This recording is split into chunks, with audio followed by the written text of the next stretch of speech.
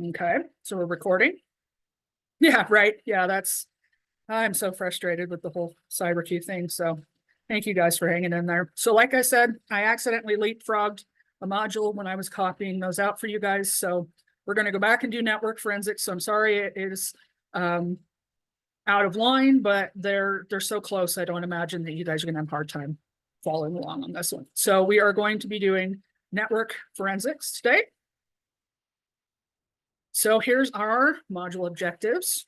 Network forensic fundamentals, logging fundamentals, event correlation concepts, indicators of compromise from your network logs, and understanding how to investigate network traffic. So what is part one? We're going to do that network forensic fundamentals.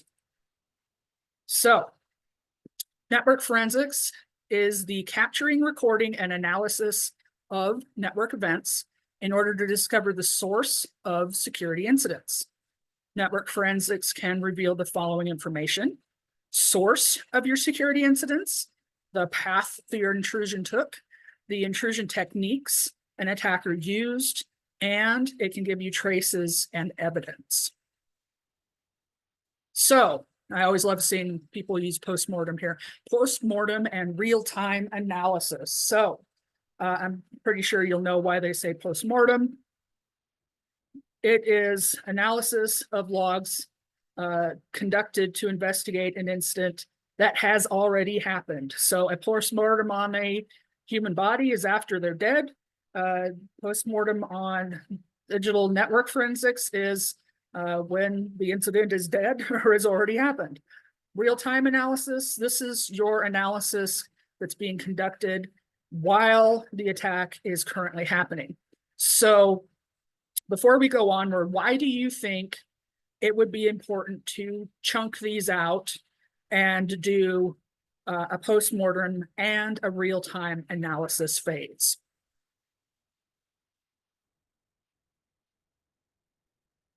Anybody? Wake up. Come on, anybody at all?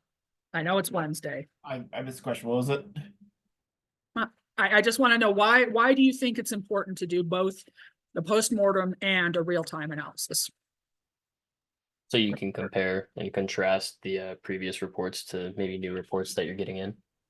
Yes, that's part of it, true. Another thing is that they give you completely different types of information.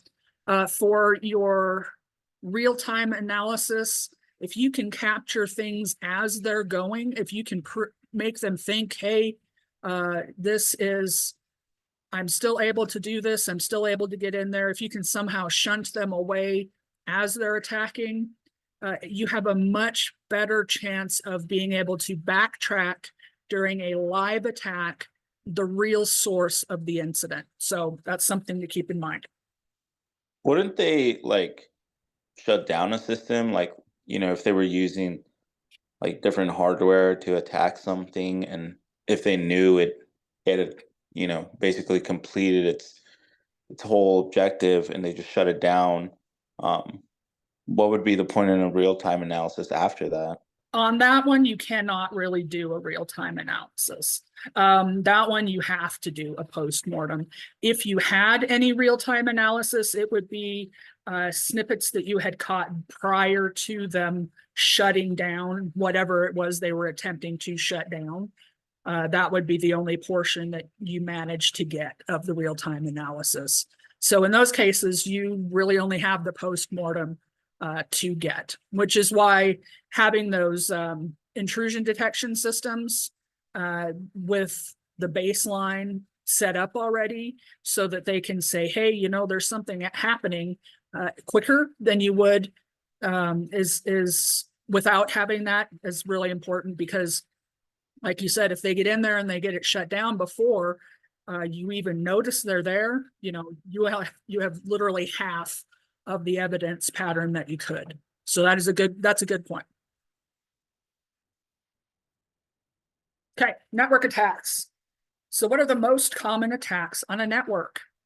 Eavesdropping, data modification, IP address spoofing, our good old fashioned DOS, or of course, there's the DDoS. Man in the middle attacks, packet sniffing, enumeration, session hijacking, buffer overflow, email infections, malware attacks, password-based attacks, and router attacks. And then our separate one here, these are our wireless networks. Rogue access point attacks, client misassociation, misconfigured access point attacks, unauthorized association, ad hoc connection attacks, honeypot access point attacks, AP MAC spoofing, and a jamming attack. So what are some indicators of compromise, or IOCs? So anywhere you see that IOC, this is actually what they're talking about. These are digital forensic artifacts that help detect a security incident that has occurred or is possibly ongoing on a host system or a network. These artifacts include logs related to the systems, applications, networks, firewalls, etc. So what are some examples of these? Down here you have unusual outbound traffic, network traffic.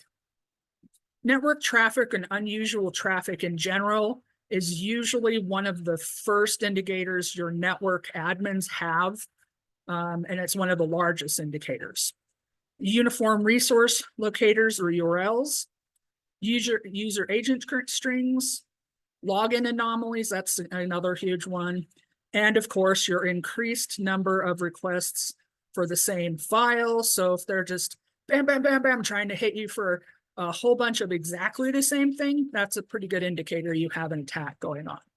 And then there's network traffic traversing on unusual ports. So if suddenly you get a port number that you hardly ever see getting a whole bunch of traffic, or even just traffic requests, that's a pretty good IOC.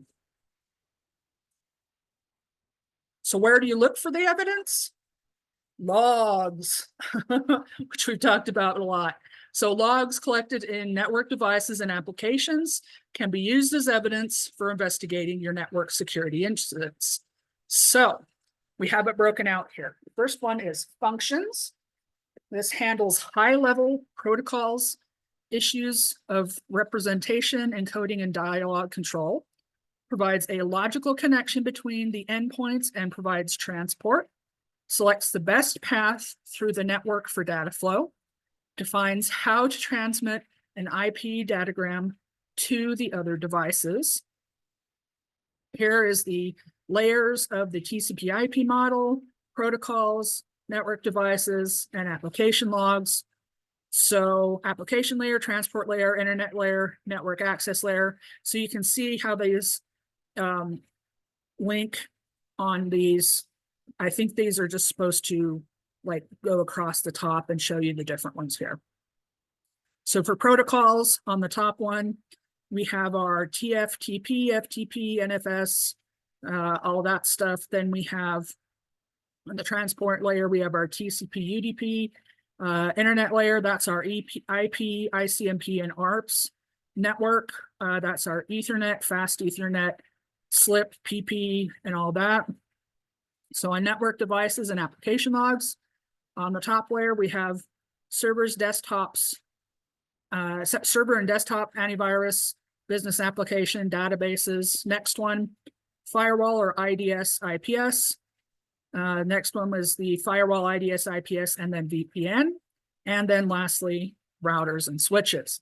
So this one's a nice one for you to keep if you're interested, just so that you can see graphically how those different things relate.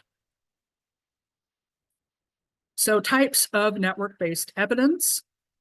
Full content data. So full content data refers to actual packets that are collected by storing the network traffic, known as packet capture or PCAP files. Investigators can use tools like TCP dump or Wireshark to analyze any subset of full content data. Then we have our session data. Session data refers to a summary of conversation between two network entities. It includes details such as destination IP and destination port, source IP and source port, start time of the session, and amount of information exchanged during the session. Then alert data. This is data that is triggered by tools like Snort IDS and Suricata that are pre-programmed to examine network traffic for those indicators of compromise and report findings as alerts. Investigators need to be careful while examining alert data, as there can be false positive alerts. So you need to be careful and not just immediately assume that everything is correct. As you guys have seen, there's negative negatives, false positive. You know, it's pretty clear once you start looking at them. You can see patterns that tell you when things are false positive. Statistical data. This provides overall profile or summaries of the network traffic. Statistical data analysis can provide the investigator with useful information like your timestamps related to network conversations, protocols and services being used, average packet sizes, and average packet rates. Right, next part. Understanding event correlation concepts and types. So, event correlation is the process of relating a set of events that have occurred in a predefined interval of time. This includes analysis of events to determine how it could add up to become a larger event, and is usually performed on a log management platform after identifying logs having similar properties. The steps in event correlation, you have what's called event aggregation. That means, you know, putting everything together, event masking, event filtering, and then root cause analysis. So, types of event correlation. There's same platform correlation. This correlation method is used when one common operating system is used throughout the network in an organization. For example, an organization running only Microsoft Windows operating systems, any version, on their servers may collect event log entries and perform a trend analysis diagonally.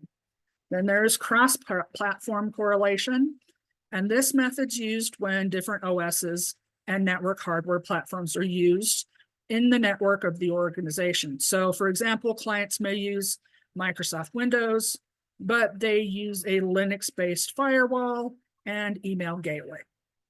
So does that make sense when they're talking about same platform and cross-platform?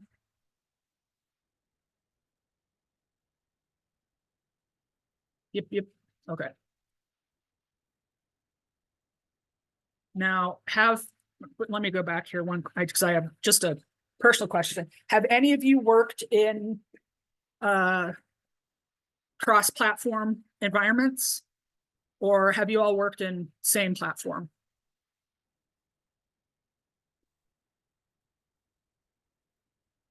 Cross, same, cross. So it looks like it's a pretty good mix. I've worked in both. I've worked in a majority of the district was Windows with a smattering of Linux. But when you reach up to like higher, larger ones, a lot of the times you'll see things like Windows, but then you'll see like the university where I worked, when I worked at the university, certain departments, because they had specialty needs, had like they required, like the fine arts department were almost exclusively Mac based because that's where a lot of their tools were. We had a lot of servers that were Unix and Linux based as well as Windows based. There was a lot of Windows. There was, I mean, it was all over the place at the large university. Picture nerds, yes. And yes, I was a picture nerd, so frequently I got sent over there. And I didn't mind because one of the coolest systems I got to work on over there was this massive 42-inch screened, super expensive graphic that was used, graphic arts machine that they used for everything from digital art to animation. And boy, that was a lot. Yeah, Gwen, you would have loved it if you're a picture nerd. Anytime I went over there, he had, because I did photography and digital photography and stuff, and this guy had all sorts of really cool things. So I loved going over there for that. So I will say same platform may be easier to find trend analysis and do things like that, but cross-platform is actually more fun if you're an IT nerd. So prerequisites of event correlation, transmission of data, transmitting log data from one security device to another until it reaches a consolidation point in the automated system, to have a secure transmission and reduce the risk of exposure during, sorry, I have a cat trying to stand on the keyboard. Come here. Transmission, the data must be encrypted and authenticated. Normalization, after the data is gathered, it must be formatted again from different log formats to a single or polymorphic log that can easily be inserted into a database. And then there's data reduction. After collecting the data, repeated data must be removed so the data can be correlated more efficiently. Removing unnecessary data can be done by compressing the data, deleting repeated data, filtering, or combining similar events into a single event and sending that on to a correlation engine. So I will tell you, oh, go ahead. I was going to say, for the transmission of data pane, where it says that it'll transmit log data until it reaches a consolidation point, does that mean until it starts noticing overlaps and repeated data? No, usually when you have stuff like that, there's an automated point in the system that you set as a consolidation point. Look, for example, let me just give you for example. A lot of times there is, you know how when you work with, okay, I'm assuming a lot of you have at least seen or worked with, because, you know, we've done some server stuff, and you are aware that when you work in a typical environment, you have multiple servers create multiple logs. There is specialty server setups which will pool all of the logs. They'll pull them from all those different servers and then put them on that one server. So that server, the only job that server does is to pull in all of those logs.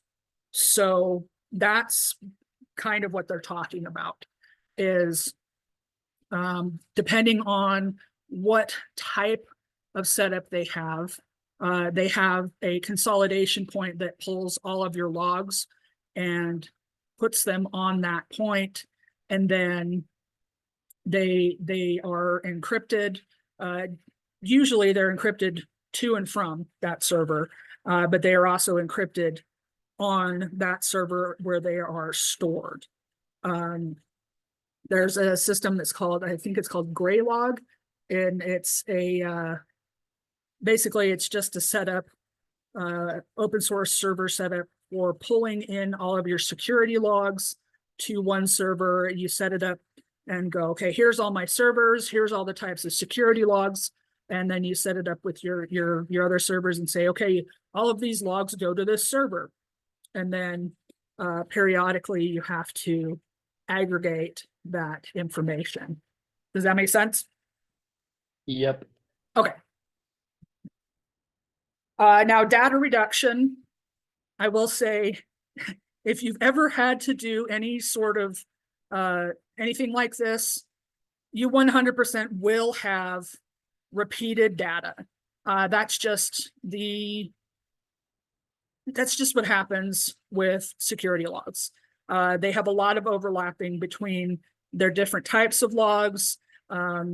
Sometimes you have servers that overlap, so you'll have them log the same event, and then you'll have to go, oh, okay, so this is the same event from a different viewpoint, and you can combine them down and say, okay, this is the same event. And then you can like, say, like add a line with, this is the stuff that came from this server, and just dump it into the same event.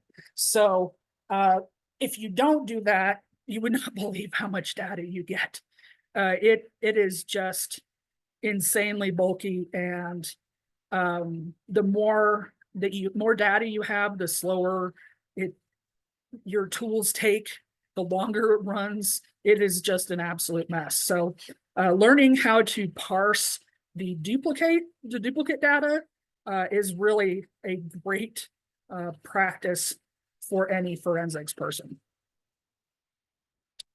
Okay, event correlation approaches, graph-based approach, neural network-based approach, code book-based approach, rule-based approach, field-based approach, automated field correlation, packet parameter payload correlation. This is for like network management.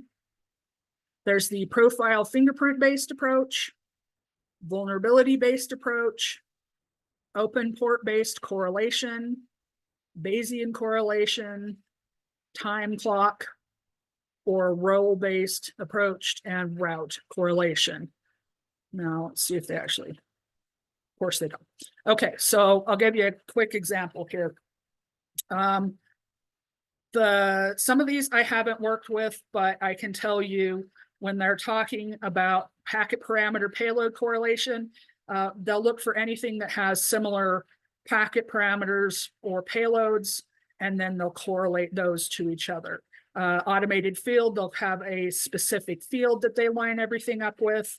Fingerprint or profile based, that's where you have like a specific behavior or something like that that they use, and they correlate based off of that. Vulnerability based is what type of vulnerability was used, excuse me, and for them to attack. And then based off of that, that's how they're going to correlate. What type of open port was used. That's what you're going to correlate off for that one. Bayesian, I'd have to look up. I know that if I looked at it, it'd be fine. Route is kind of similar to open port. It's one of those, what route was used to get in. Time clock or role based, that's when it happened, or if there was a role that was used for all of them during the attack, they'll put it on there. So does that kind of make sense for some of those? Any of these, if you want to know about them, just copy that, like graph-based approach for, and then put it out in Google, and they'll give you a whole list on how to do the whole thing. Okay, IOCs from network logs. Analyzing firewall logs. This can be incredibly painful, which is why a lot of times this is done with AI. Firewalls are the first point of entry into your network and store details of all the data packets moving in and out of your network. The network firewall logs collect network traffic data, such as request source and destination, ports used, time of date, and priority. These details help investigators correlate the data with other suspicious files to identify the source and other targets of attack.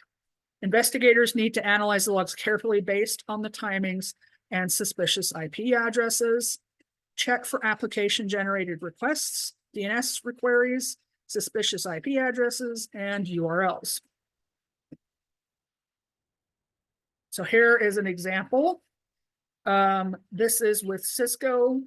Cisco Firewall uses mnemonics as identifiers to represent the severity of an event. And you can see those listed out here on the side. And the severity goes through a 1 through 4 level. And this gives you an idea with those mnemonics and the description of how bad they are. For example, let's see, on a 1, we have down here, of course, it selects everything, 106.021.1, deny protocol reverse path check from source addressed to destination address on interface name. And then on the top one, we have 4000 NN, severity 4, IPS number string from IP to IP on interface name, and that's on a level 4. And you can just see their explanations for what those are. If you're using a Cisco firewall, this is actually a pretty good cheat sheet. There are tons of different types of firewalls, and usually whatever firewall you're using will have documentation for you out there on those filters and event identifiers so that you can use those. And chances are that there will also be somebody who has made a cheat sheet for you, or if there isn't one that you like, you can put one together. So here's an example of what this looks like. The Cisco firewall logs include 1, we have our date and time. You can see this here. 2, mnemonic message. You see that right there. 3, what's the firewall action? On this one, they denied TCP. 4, source IP address and port. See that right there. 5, what's the destination IP address and port? You can see right here. And remember us talking about port 80? There it is again. And 6, type of request. You can see this right here. Right, firewall logs. Analyzing firewall logs, checkpoint. So, checkpoint firewall logs can be viewed through a checkpoint log viewer. It uses icons and colors in the log table to represent different security events and their severity. Red represents connection attempts blocked by the firewall. Orange signifies traffic detected as suspicious, but has been accepted by the firewall.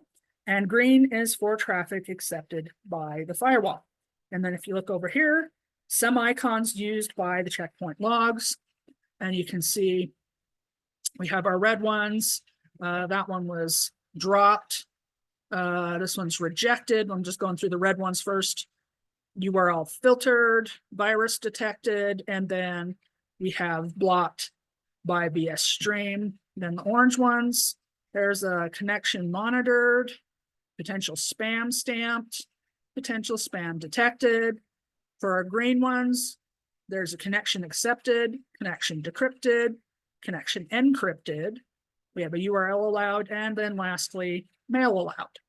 So this one, I always like the ones that use colors and stuff because I'm a very visual person. So I always appreciate it when they have those in there.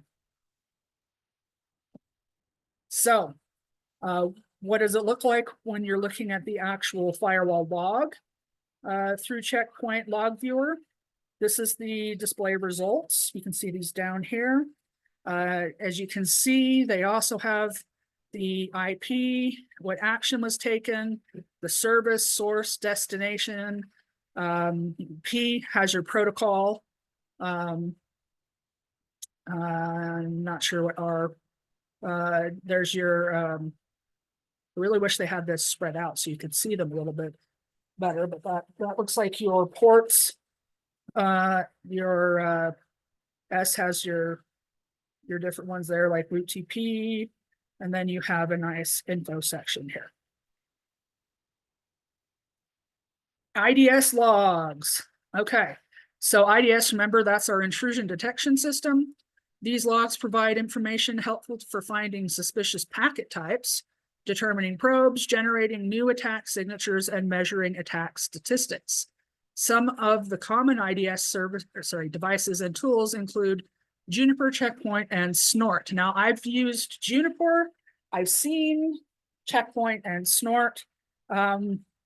They're actually, I really enjoyed Juniper. I wasn't sure how I was going to feel about it because we went from Cisco to Juniper, and it's completely different.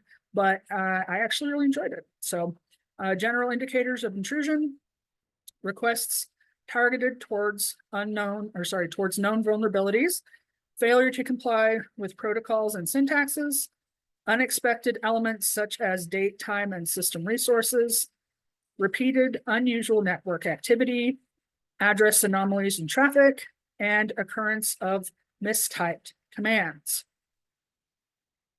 So checkpoint. The checkpoint IPS provides I'm guessing that is supposed to be built-in software for managing the device. Users can view and analyze the logs using this software. Steps to view and access the logs in checkpoint IPS are: go to your smart dashboard, click on Smart Console and select Smart Viewer Tracker. Then you can go into the Network and Endpoint tab, expand Predefined Network Security Blades, IPS blade, double click all to view complete log information, and you can see what that looks like.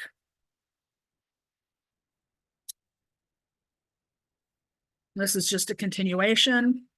It provides details on the logs.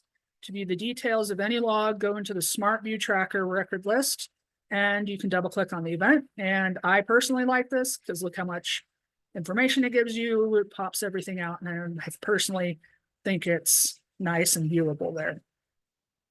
And I'm always happy when they put these up here with that severity critical, and they also throw the different codes in there for you so you can go look stuff up, like the vulnerability codes and things that may already be out there.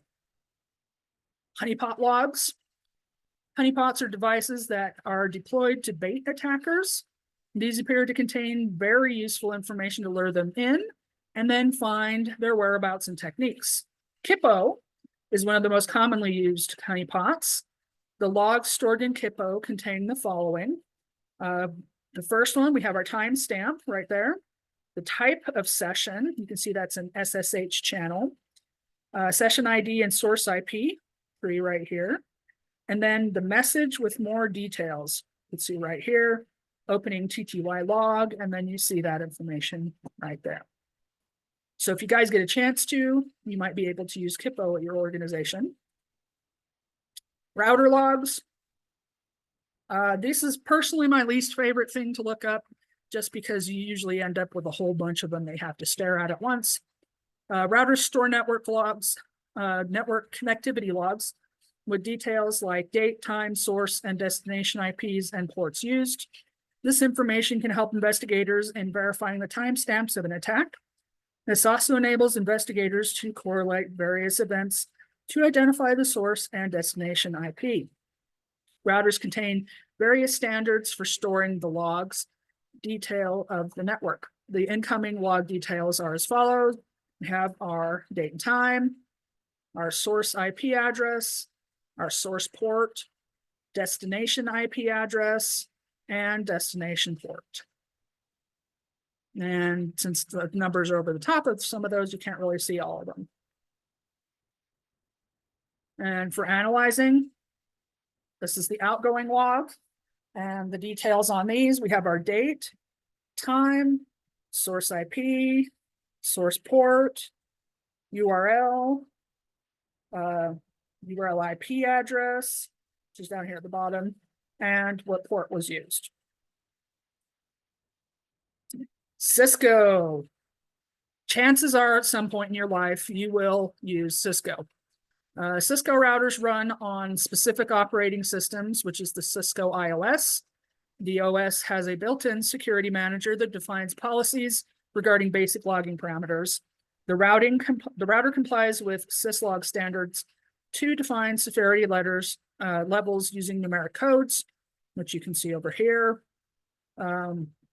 There are tons and tons and tons of cheat sheets for Cisco out there. So if you end up in a Cisco environment, I highly suggest you go out and look up the different cheat sheets that you have.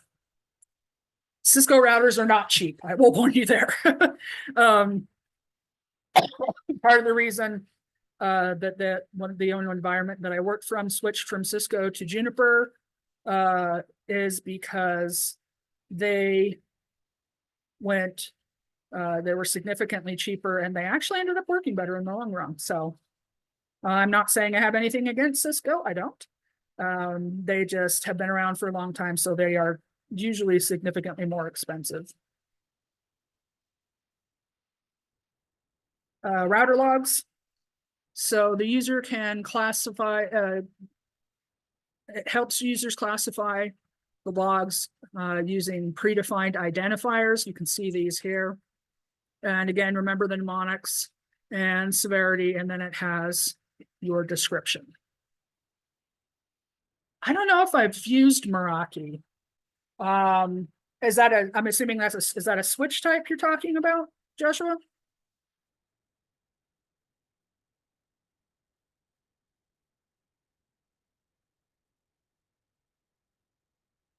Oh, I gotcha.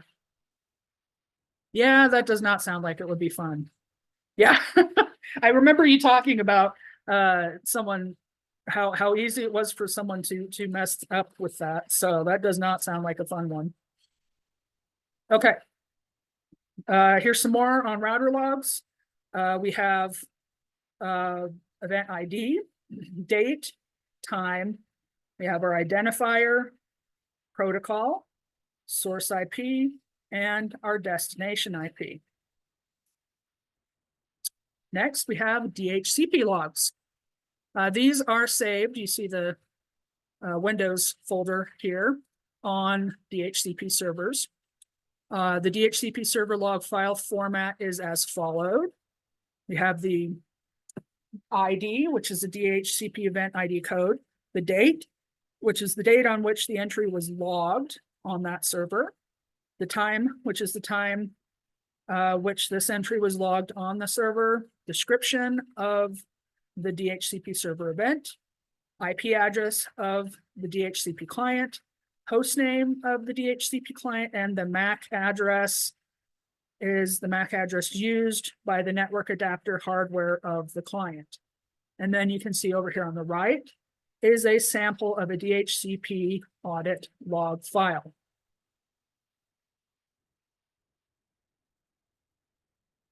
Oh, they're one of those monthly subscription ones. Ugh, yeah, that does not sound like fun. Okay, investigating network traffic. So why do we investigate network? Yeah, Cisco's being Cisco. I will say that in the cybersecurity world, there are a lot of places that use subscription-based fees now. So why do we investigate network traffic? To detect and examine an ongoing attack by monitoring network traffic communication patterns, to know which hosts or networks are involved in a network security incident, to trace information packets related to a security intrusion, and then collect them as evidence.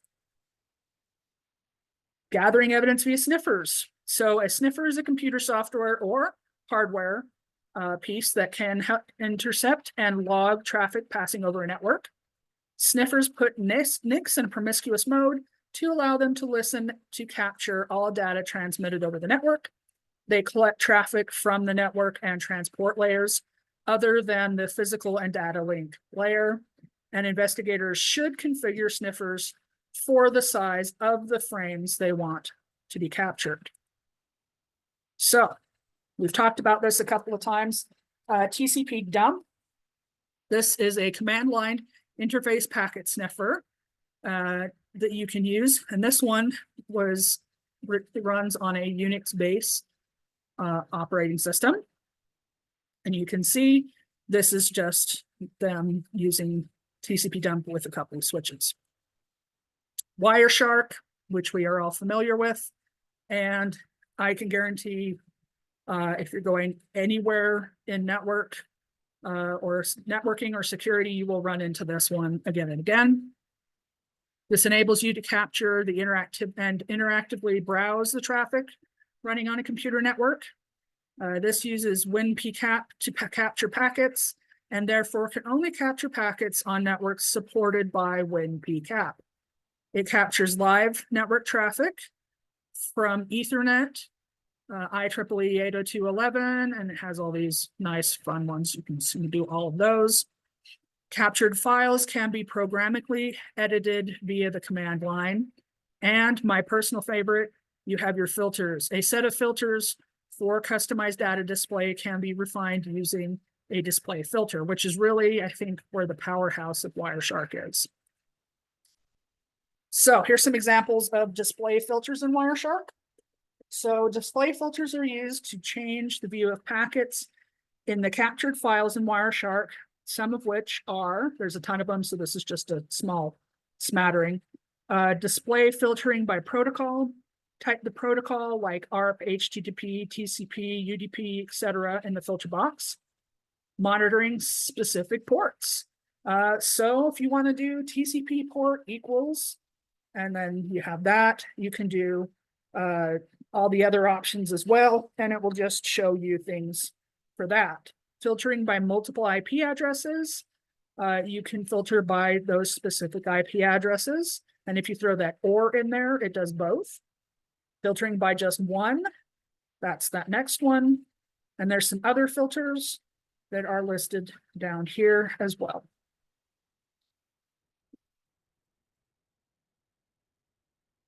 Analyze traffic for TCP SYN flood DOS attacks.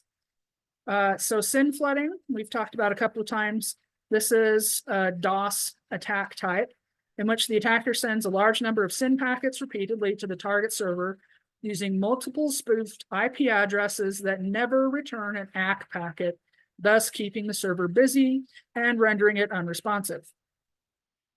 Run Wireshark to monitor network activity and detect abnormalities in the TCP traffic. Wireshark packet capture screenshot above shows a large number of TCP SYN packets of similar length of 120, which you can see down here over on the side, being sent from different IP addresses down here to the destination IP address right here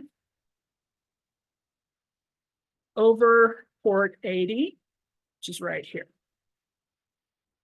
Navigate to statistics protocol hierarchy to examine the statistical value of each protocol. You can see that down here.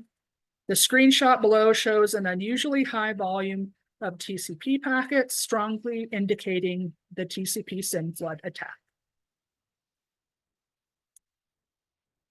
So there's analyzing traffic for SYN-FIN flood DOS attacks, which is similar. So this is just showing you how to set that same kind of, see that same kind of pattern. You can use that TCP flags filter right here. And then you can see that there is a single source IP address, and then you have a single destination IP address as well. And then you can also see over here, there is a ton of FIN-SYN, and that might also be an indicator. Then here's your statistics, capture file properties that can give you information on that as well. FTP cracking, password cracking attempts. This is what that looks like. So in a password crack attack, the attacker attempts to gain access to the credentials of an authenticated user via various techniques like brute force or dictionary attacks. And you can see they have a filter right there with the FTP response code 530 to monitor unsuccessful login attempts over FTP. And then the screenshot above, this top one here, shows multiple unsuccessful login attempts from 10.10.10.16. You can see that right here. To the targeted 10.10.10.50, which is your destination, which is strongly indicative of a brute force attack. Then you have the filter FTP response code 230, which is to see the successful logins on the FTP server. And then a screenshot below shows, hey, look at that. There's 2 successful logins from that same 10.10.10.16, which indicates that you're in trouble because the attacker has managed to successfully obtain credentials. And then we have analyzing traffic for SMB password cracking attempts. This one shows the top, or this screenshot shows that several login attempts to the 10.10.10.16 of the target host. Let's see, right here, on SMB from source 10.10.10.11. You can see those interspersed in here. The traffic captured via Wireshark reveals several usernames along with error status login failure. You can see those nice yellow highlighted here, which strongly indicates a brute force attack attempt on that SMB protocol. If any name found in the captured packets matches that of an authorized user on the target host, you can consider that the brute force attack is likely to have been successful. So if you see that and you see a legit authorized user and you have the ability, you need to lock that user right away. Gather other useful information under the transmission control protocol section, like the source port, destination port, and how many the count of packet bytes as well. So when you see those little drop down arrows right down here, that's how you get more information on that. So I think we're close to the end on this one. Yeah, we got like four or five more slides. Analyzing traffic for sniffing attempts. Attackers sniff the network traffic for sensitive information. Different techniques may be used for sniffing the traffic depending on the type of network. And remember our passive active ones. So passive sniffing is used to sniff a hub-based network, while active sniffing is used for a switch-based network. An attacker uses MAC flooding and ARP poisoning to sniff network traffic, which can then serve as a basis for launching your MITM or man-in-the-middle attacks. And you can identify sniffing attempts by detecting the signs of MAC flooding and ARP poisoning using Wireshark. So MAC flooding. The attacker connects to a port on the switch and floods its interface by sending a large volume of Ethernet frames from various fake MAC addresses. Wireshark considers MAC flooded packets as malformed packets. Go to the Analyze menu on Wireshark and select Expert Information to view these malformed packets. So you see them showing that information right here. Analyze source IP, destination IP, and time to live, those TTL values of the malformed packets while looking for signs of MAC flood attack on the network. And then in the screenshot below, shows that the packets originating from that IP address you see flagged right there and destined to the same IP address with the same TTL values, which indicate that there is a MAC flooding attack. ARP poisoning. So in an ARP poisoning attack, the attacker's MAC address is associated with the IP address of the target host or a number of hosts in the targeted network. Wireshark detects duplicate IP addresses on the ARP protocol with the warning message, duplicate use of IP address detected. To locate duplicate IP address traffic, use that filter they have listed right here. And then the screenshot below shows the IP address 192.168.054. And it's a bad sign when you have one IP address with two different MAC addresses. That means that one of them is being spoofed. And then we have detection for malware activity. After malware infects the target host, its activities on the network are often reflected in ongoing traffic patterns, which you can inspect and analyze via Wireshark. And in the screenshot below, the traffic analysis on Wireshark reveals that 10.10.10.12 is trying to connect to 10.10.10.16 of the target host by using port 1177, which appears suspicious. Then you search the online database to gather more information about that.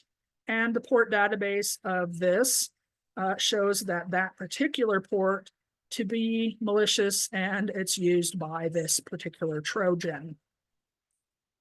Okay. So there we are. This module, what we talked about here were network forensics and logging fundamentals, the concepts related to event correlation, indicators of compromise from network logs. Then we talked about investigating network traffic. So that's what all that stuff at the end was. And the reason I went through that was so that you guys could go through there and rewind it and look at it again.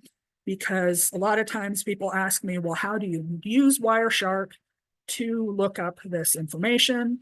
So there you go. You have a little tutorial on that. Okay. So that's the end of the lecture portion. I'm going to go ahead and stop the recording here, and I will talk to you guys about your homework.